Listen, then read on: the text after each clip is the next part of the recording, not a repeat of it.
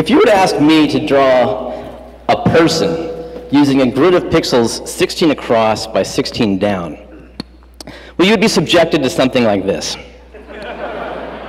Thank you. If you were asked the same thing, though, of an artist named Yoichi Kotabe 30 years ago, you'd get something quite different.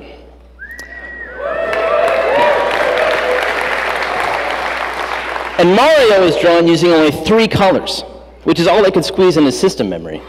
Yet despite these limitations, you can still make out details like a cap, a mustache, and overalls with buttons, all on a 16 by 16 grid of only 256 pixels. Pixel art at this scale is about limitations. It's about art and technology coming together to try to find a common ground. Each one of them saying, just work with me here. And as a result, everything is inherently abstract. They don't show you something, they make you think of something. And amazingly, the best work is completely at home at this resolution. As a matter of fact, the 16 by 16 canvas was kind of a sweet spot for graphics back in the day.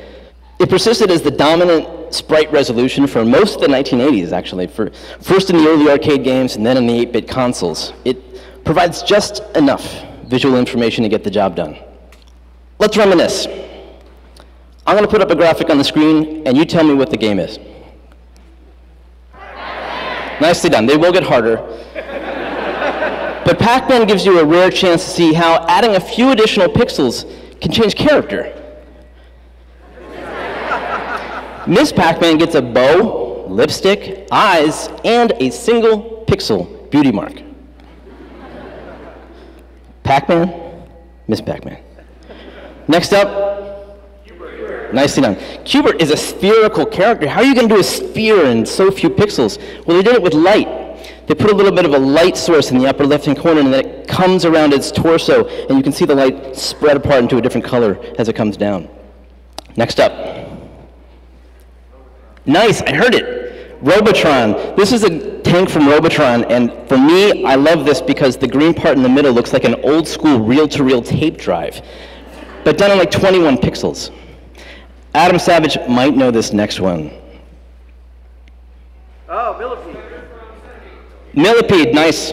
You get bonus points, it's all right. Millipede. This spider might be missing a few legs, but his feet look great as he's connecting to the ground as he walks down. Last one. Gauntlet. They're dense, you can hardly resolve it, but the characters in Gauntlet are almost detailed to a fault. This sleeveless warrior has a shimmering sword, shield, he has a moving shadow, and he's obviously having a perfect hair day. Now, the artists were only limited by resolution and number of colors. They also had to squeeze animation into the fewest frames possible. Link's walk cycle is 2 frames. Sometimes they could justify 3 frames of animation. And on rare occasion, artists were unleashed and allowed 4 frames of animation.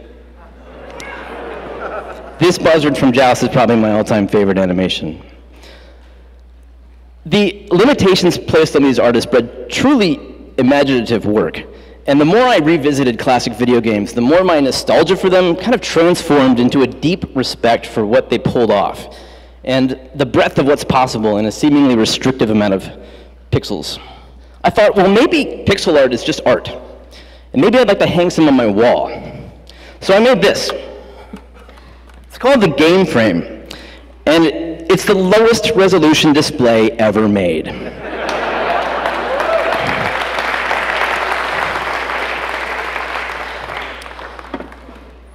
Tested invited me on to show it last year, and after doing so, their audience encouraged me to crowdfund it. So this past February, I put it up on Kickstarter for $230 with a 30-day goal of $15,000. And I didn't think I'd make it, but I did, in 4 hours. I was blown away, actually, that so many people cared enough about this artwork that it justified the steep cost.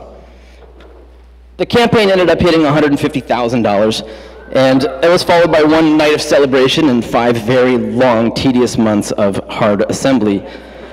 But my family all kicked in, and we had a good time, and thankfully now they're all shipped. The thing is, though, it was a truly fulfilling experience. It put put me in touch with like-minded people in a meaningful way, which is kind of a rare thing. And then they reciprocated. Because you can change the artwork on GameFrame, people started sharing animations that they made. Some of them were based on classic arcade games like Lemmings here. Some were original drawings.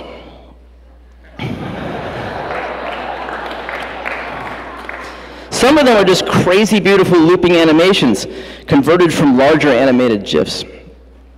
The GameFrame for its users has become a kind of pixel art platform, which is totally unreal to me.